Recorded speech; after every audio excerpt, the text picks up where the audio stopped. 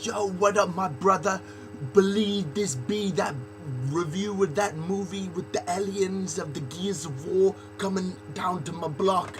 And yeah, so if you don't know at all what I'm talking about, believe it or not, I have no idea what I was just talking about. But that is how they talk in this little movie I got to see, and I'm really lucky that I got to see it because it's not playing around here anywhere. There were just a couple screenings here, and I got to go see it. I'm talking, of course, about Attack the Block. So, Attack the Block is a movie that's pretty, unique. I haven't really ever seen a story told like this one.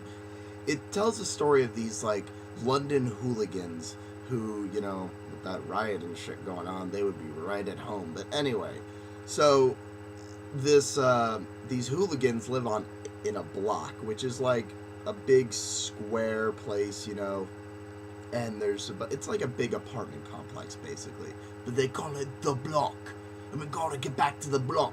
So what happens is them aliens come in, and then aliens invade. And I want to say that these aliens, when they come to this block and you see these kids who are just at first when you meet them, they're just assholes.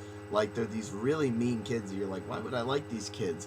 And they meet this woman who they rob, and they end up having to interact with her during the whole movie, and it really, you can see them, that they really grow, and it's a great experience watching these characters change through the story.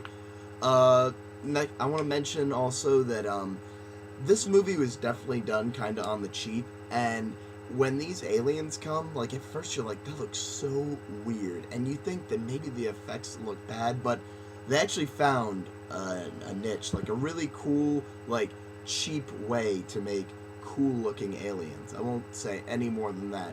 Also, movie is violent as hell. I knew it was rated R, but, movies still get me nowadays. There'll be a point where, oh my god, I just saw that. They still got that little bit of surprise, I guess, in them, even though everyone is so jaded by now by gore. But, I really want to mention the cast was also phenomenal. They weren't really anybody in particular. They were just a bunch of nobodies, really, except for Nick Frost was in there. He was very, very funny in this movie. All the characters were actually pretty damn funny. I love the dialogue in this, and it's only because these actors are so familiar with this type of, street lingo that they really, really sell it, and they nail it. This movie is also pretty short.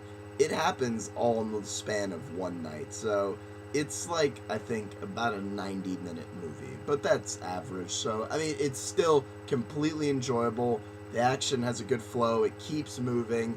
All the characters, they really feel like they go through something in this movie, and this movie definitely doesn't pull any punches. There are kids who die in this movie, and it just happens. They're not going to be like, oh, that just happened, we're sorry. No, it happens, and they just keep moving. This was consistently funny. I saw it a little while ago. I don't have too much to say about this, so I guess I'll keep it short.